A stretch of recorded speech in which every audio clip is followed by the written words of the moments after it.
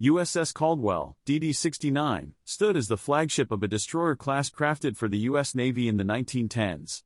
Exhibiting a transitional design, the Caldwells bridged the gap between the earlier 1,000-tonners of the Sampson class and the mass-produced destroyers of World War I.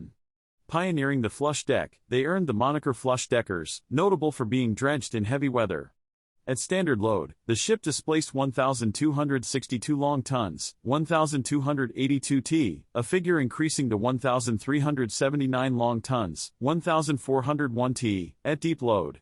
Its dimensions encompassed an overall length of 315 feet 6 inches, 96.2 meters, a beam of 30 feet 7 inches, 9.3 meters, and a draft of 8 feet 10 inches, 2.7 meters. A crew of 5 officers and 95 enlisted men manned the ship.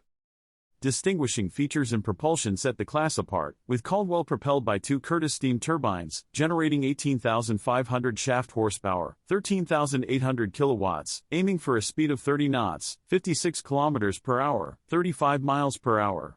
Impressively, during sea trials, Caldwell surpassed this mark, reaching 31.7 knots. The ship could carry up to 205 long tons, 208 t, of fuel oil, granting a range of 2,500 nautical miles, 4,600 kilometers, 2,900 miles, at 20 knots, 37 kilometers per hour, 23 miles per hour.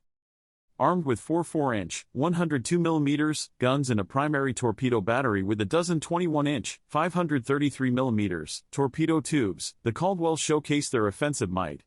Adaptations during World War I included the replacement of 1-pounders with 3-inch, 76 mm anti-aircraft (AA) guns, demonstrating their flexibility in evolving contexts. Launched on July 10, 1917 and commissioned on December 1, 1917, Caldwell contributed significantly during World War I, engaging in experimental work and convoy escort duties. Post-war, the ship continued its service, joining escort missions for prominent figures.